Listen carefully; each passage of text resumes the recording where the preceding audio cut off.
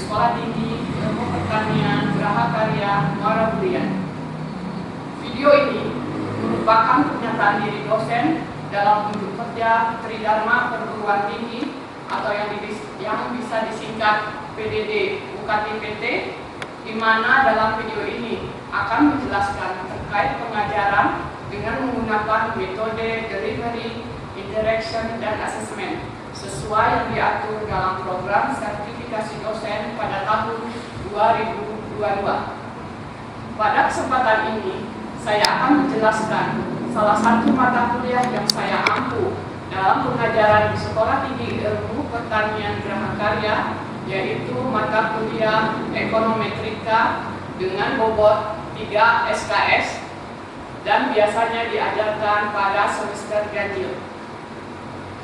Sebelum saya menjelaskan lebih lanjut tentang teknik pengajaran saya, terlebih dahulu saya menjelaskan deskripsi singkat mata kuliah Ekonometrika.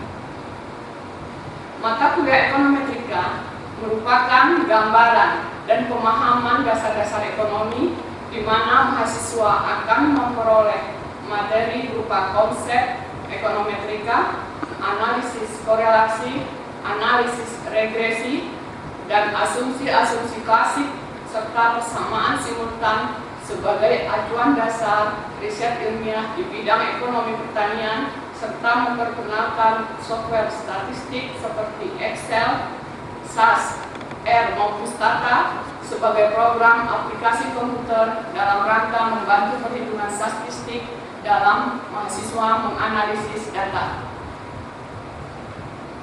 Secara umum, melalui mata kuliah Ekonometrika ini, mahasiswa juga diarahkan untuk menerapkan pemikiran yang logis, kritis, dan sistematis dalam memformulasikan masalah dalam ekonomi pertanian dan penyelesaiannya secara mandiri dan kelompok.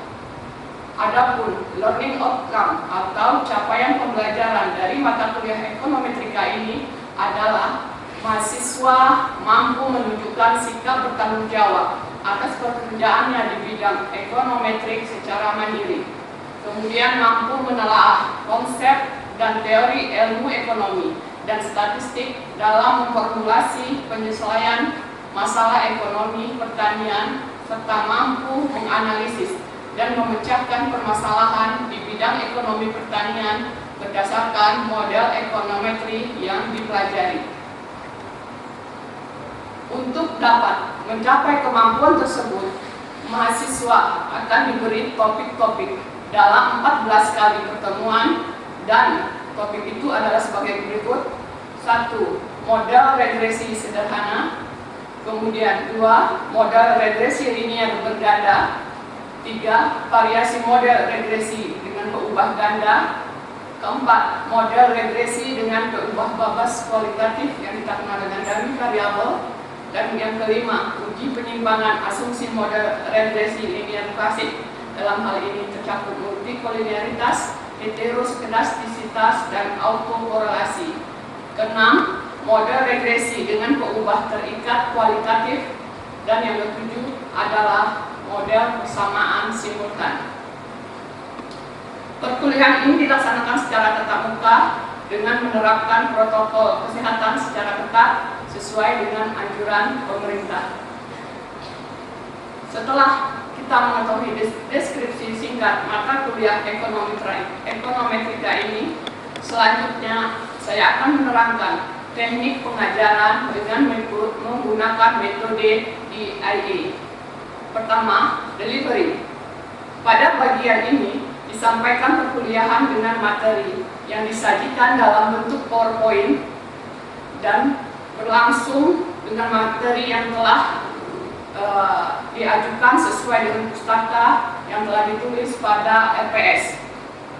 Kemudian, agar mahasiswa mampu mengolah data penelitian mereka nanti dengan tepat dan cepat, maka dilaksanakan tutorial penggunaan software pengolah data dari yang paling sederhana dan tersedia dengan mudah, yaitu Excel, dari Microsoft Office, hingga untuk data yang lebih kompleks dengan menggunakan SAS atau SAS.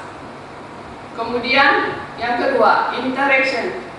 Saya menggunakan 2 saluran komunikasi. Pertama, saya selalu mendorong mahasiswa untuk aktif dalam pembelajaran dalam kelas sehingga terjadi respon 2 arah yang komunikatif. Dan kedua, saya menggunakan WhatsApp group di luar kelas untuk menyampaikan informasi dan sarana diskusi terkait mata kuliah ekonometrika ini. Ketiga, asesmen. Berkenaan dengan penilaian mahasiswa pada mata kuliah ini, pada pertemuan pertama telah saya jelaskan kontrak perkuliahan yang telah disepakati antara mahasiswa dan dosen, di mana dalam kontrak tersebut saya menjelaskan penilaian dan bobot penilaian terhadap mahasiswa sehingga mahasiswa dapat memahami penilaian yang saya berikan dan mengatur strategi dalam belajar sehingga mereka bisa memperoleh nilai yang menurut mereka paling optimal. Adapun bobot penilaian yang saya gunakan adalah absensi sebesar 5%, tugas individu 10%, tugas kelompok 20%, keaktifan di kelas 5%, ujian tengah semester 25%, dan ujian akhir semester 35%. Adapun ujian tengah semester dilaksanakan setelah pertemuan ke-7 dan ujian akhir semester dilaksanakan sesuai dengan jadwal yang telah ditetapkan program studi agribisnis Sekolah Tinggi Ilmu Pertanian Geraha Karya. Demikian proses pembelajaran yang saya laksanakan untuk mata kuliah ekonometrika di Sekolah Tinggi Ilmu Pertanian Geraha Karya. Selanjutnya, saya akan menunjukkan cuplikan tutorial penggunaan software dalam mengolah data pada mata kuliah ekonometrika ini. Assalamualaikum warahmatullahi wabarakatuh. Waalaikumsalam warahmatullahi wabarakatuh. Oke, setelah minggu kemarin kita mempelajari analisis regresi, sekarang kita mencoba mengolah data dengan menggunakan regresi berganda dengan bantuan software Excel ya. Oke, udah dibuka Excelnya? Sudah, Bu. Sudah buka. Sekarang kamu buka data yang ada di situ, data X multiple 1. Udah? Sudah, Bu. Oke. Di situ ada di bawah, ada yang cross section, ada time series, dan ada TS2. Betul? Betul, iya, Bu. Betul. Oke. Sekarang kita mencoba menganalisis data cross section. Ya, Oke, dari data yang ada di data itu, ini adalah semisal data produksi padi per hektar dengan penggunaan bibit dalam kilogram per hektar, kemudian pestisida dalam liter, dan penggunaan pupuk dalam kilogram per hektar ya. Ini adalah contoh desanya, misalnya di desa MMM. Kemudian seperti yang kita ketahui, kita harus mengetahui yang mana variabel independen dan yang mana variabel dependen ya. Variabel dependen itu adalah variabel yang tidak dapat kita tentukan ya. Dalam kasus ini adalah Y ya. Y itu adalah produksi padi per hektar dalam kilogram. Kemudian variabel independennya, misalnya kamu melakukan penelitian, diperoleh jumlah respondennya, misalnya ada 23 ya. Dan ini adalah datanya, penggunaan bibit dalam kilogram per hektar, kemudian pestisida dalam liter per hektar, dan pupuk per kilogram per hektar ya. Ini adalah data-data yang kita gunakan. Bagaimana cara kita mengolah data? Yang pertama adalah pada pojok kanan atas itu di menu ya. Ini menu, kemudian ada data. Agar bisa data kita olah, itu di pojok kanannya ini ada yang namanya data analisis. Ada nggak? Ada, Bu. Ada ya. Oke, ketemu Putri? Putri nggak ketemu. Oke, ada. Ini kita menggunakan fungsi produksi COP12. Maka data-data variabel independen dan dependennya agar memenuhi untuk regresi berganda secara linier, kita log linearkan ya. Masing-masing data untuk responden 1 sampai 23 kita ubah menjadi log linear. Bagaimana kita mengubah log linear? Itu adalah kamu tulis dulu sama dengan, sudah ya? Coba sama dengan B7 ya. Iya, Bu. Tutup kurung sehingga kita peroleh datanya 8,56 Ini langsung enter, Bu ya? Hah? Langsung di enter ini, Bu ya? Iya. Baru dapat hasil, Bu ya? Ya. Sudah? Gak bisa? Iya, Bu. Tempat saya ini nggak bisa, Bu. Apa kendalanya? Sama dengan LN? LN. Ya, LN log linear, LN dulu. LN kalau kecil ya. LN aja, tetap biasa. LN kecil. Buka kurung. Arahkan kursornya untuk data mentahnya. Oke, tutup kurung. Enter. Enter. Oke, ketemu kan? Ketemu, Bu. Ketemu semua. Tadi Oke. saya salah, Bu. Kalau sudah, kita copy datanya ke bawah. Ya. Kita copy datanya ke bawah sampai responden yang kedua 3 itu. Ya. Sudah ya? Iya, Bu. Sudah. Kemudian kita samping, copy ke samping untuk memperoleh data log linear untuk variabel independen, berarti S1, S2 dan S3.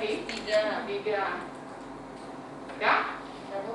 Sudah dapat datanya? Dapat, Bu. Oke.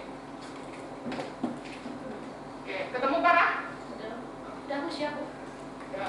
Nah, memang ada minusnya ya, Bu ya? Ya, memang ada minusnya karena log linear. Baik, Bu. Oke, sekarang kita regresikan, ya. Ini regresi berganda. Maka klik yang di atas itu data analisis, Iya, Bu. ya. Yang data analisis di atas pojok menu data analisis, Iya, Bu. Baik. ya. Kemudian pilih, di sana ada data analisis menu kan? Pilih yang namanya regression. Regression, iya, Bu. Iya. Regression sudah? Sudah. Kemudian oke. Oke, baik. Oke, udah ketemu blok menunya? Iya, ikut yang rank ini, Bu ya? Ya. Oke, kita input, kita klik ya, rank input Y, berarti yang untuk Y-nya tadi apa? Tapi kan dulu nggak kelihatan. Nanti input Y yang Y itu produksi Ya. ini, Bu ya? Input Y rank kita klik dulu di kolom bloknya itu, kemudian kita blok LM prod ini dari awal sampai ke bawah. Nah, Oh, berarti yang diklik itu yang info, Bu ya, bukan yang belum, pertama. karena kita input Y-nya dulu, variabel faktor dependen. Oke, Bu, sudah. sudah. Kemudian input string, ya kita klik lagi input stringnya seperti ini. Sudah. X-nya. Oke. Kemudian kita blok data untuk responden 1 sampai responden Iya, Bu ya. responden 23 dimulai dari X1 sampai X3 Iya, Bu. LN ini ya. Nanti kamu kasih judul apalah itu namanya variabelnya. Oke. Sudah? Oke. Kemudian karena kita tidak memberikan label pada data, maka kita tidak usah menconteng label ya. Tapi kamu harus ingat tadi datanya itu apa saja untuk variabel S1, S2 dan S3. Oke? Sekarang tinggal klik OK. Oke, baik, Bu. Kamu udah? Udah ketemu dong? Udah siap, Bu. Udah ketemu belum? Udah. Udah, Bu. Nih. Tapi dia buka set baru ya, Bu ya? Iya, di sheet baru. Udah.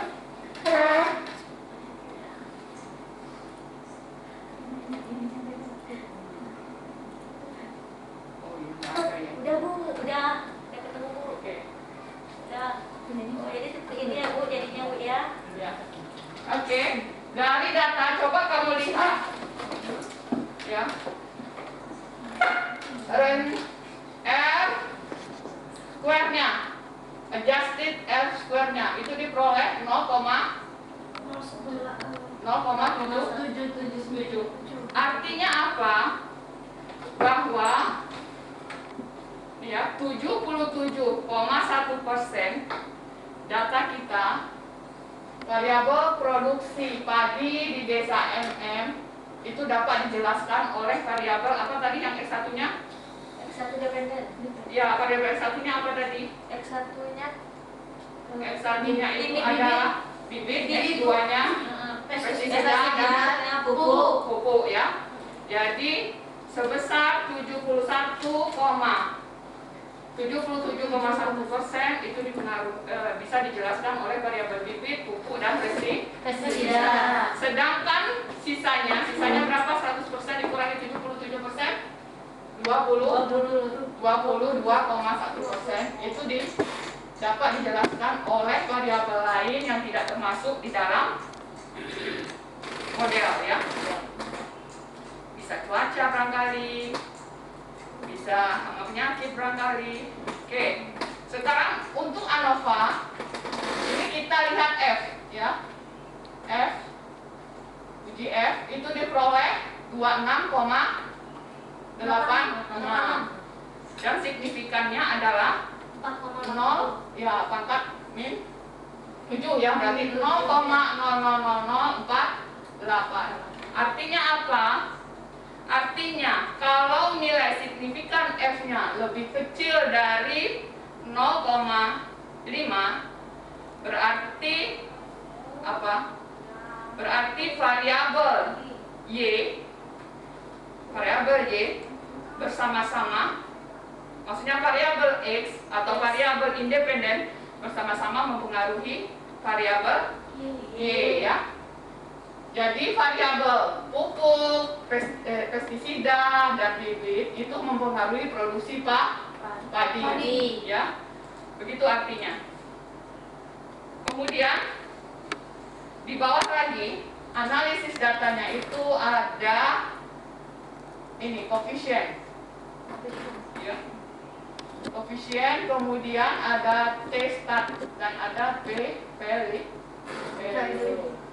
Maka persamaan regresi itu dapat diperoleh dari nilai koefisien. Oke.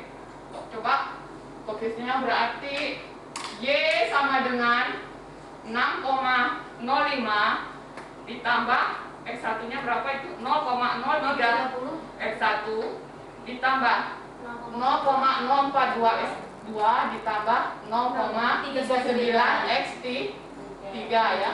Oke. Kemudian yang kita lihat lagi adalah T statnya ini ya. Dan dapat kita bandingkan sama dengan signifikan F.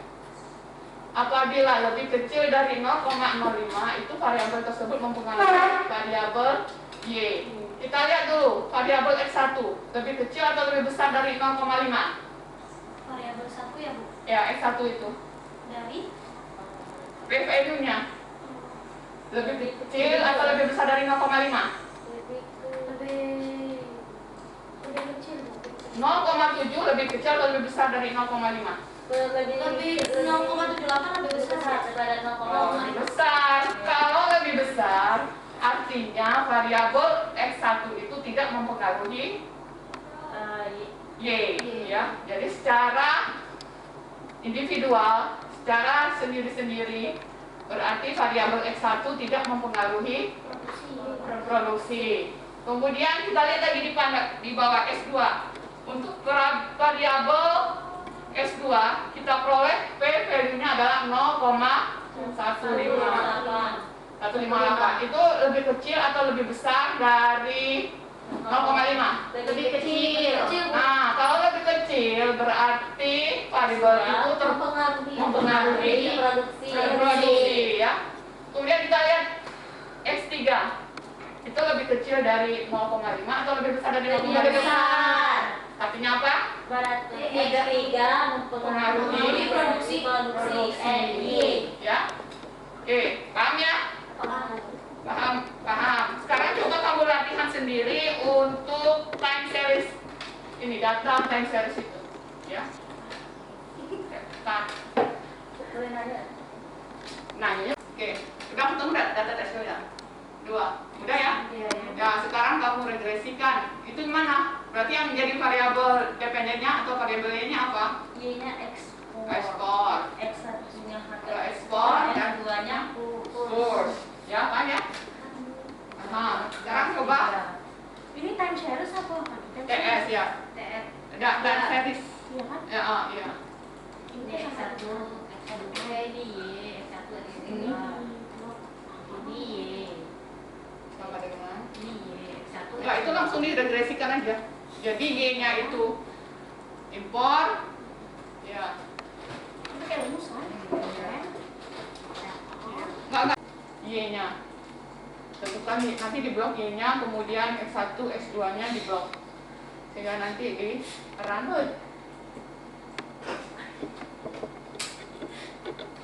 Kenapa? Enggak apa-apa, Bu. Oke? Ayo, siap. Oke. Silakan dilatih dulu. Nanti bisa ditanyakan. Iya, tahu. Iya, minta. Mau ini kenapa ya? Ini kan kartu N,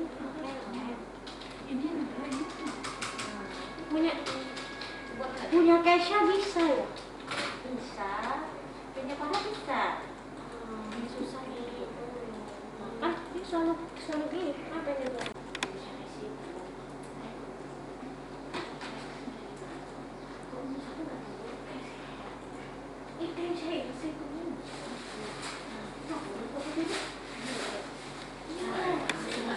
Bentar itu kan.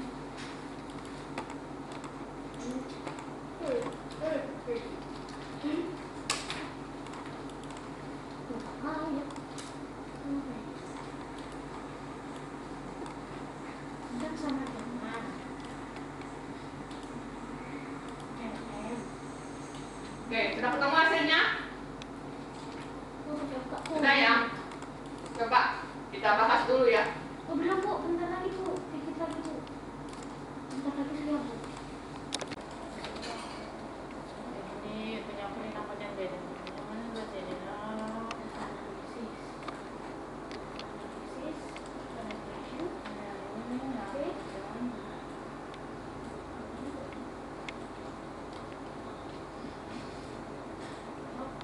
Oke ya?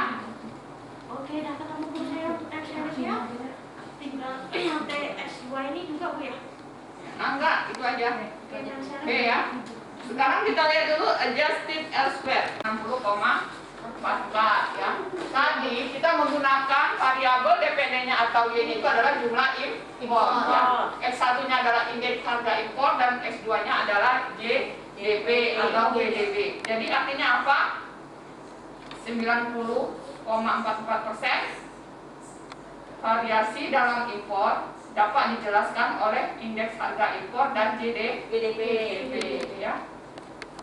Sedangkan sisanya sebesar berapa itu? 9 ya, 9% kan? Iya, Ini pengaruh dijelaskan oleh variabel lain selain indeks harga impor dan GDP. Oke, sekarang kita lihat dulu F. Sama ya. Oke, signifikan F. Lebih kecil atau lebih besar dari 0,05? 0,5? Lebih besar. Lebih kecil ini pangkat eksponen minus 11, berarti 0,0000245. Nolnya sampai 11. Lebih kecil atau lebih besar? Lebih Kecil. Artinya kalau lebih kecil berarti apa? Tidak mempengaruhi. Y mempengaruhi X ya.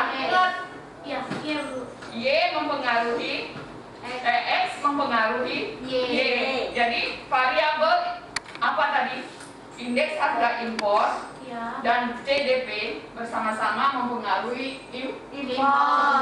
impor ya. Kemudian ini kita lihat lagi untuk yang individual, kita lihat P value-nya sama seperti yang lain. Coba P value untuk indeks harga impor lebih kecil atau lebih besar dari 0,05? Lebih kecil. Lebih kecil. Kalau lebih kecil berarti variabel X1 IAHM, indeks harga impor mempengaruhi impor. impor. Kemudian kita lihat lagi untuk variabel GDP. Ini ingat ya eksponensial minus 8 berarti 0,00026, lebih kecil atau lebih besar dari 0,05? Lebih kecil. Kalau lebih kecil berarti apa? Mempengaruhi, berarti variabel GDP mempengaruhi impor. Oke? Oke, Bu. Oke, silakan latihan lagi untuk TS2. Baik, Bu. TS2. Oke, masih ada pertanyaan? Bu, Ya? saya mau bertanya, Bu, bagaimana kalau misalnya salah satu variabel X itu bagaimana kalau misalnya dua X-nya itu X1, X2, dua-duanya itu tidak berpengaruh Bu terhadap Y? Apakah perlu kita masukkan variabel Y X yang lainnya atau tetap itu aja? Enggak perlu, karena itu adalah daftar real kamu. Berarti itu ya. Jangan nambah-nambahin. Nambah variabel boleh kalau seandainya kamu meneliti variabel dengan jumlah banyak. Tapi kalau hanya kamu meneliti dalam jumlah sedikit ya, jangan dikarang-karang sendiri datanya. Jadi tetap kita tampilkan hasil Iya, kita ya, Bu, ya? tetap ditampilkan. Terima kasih, Bu. Oke, kalau tidak ada pertanyaan, sampai jumpa minggu depan. Dan kita tutup. Assalamualaikum warahmatullahi wabarakatuh. Waalaikumsalam warahmatullahi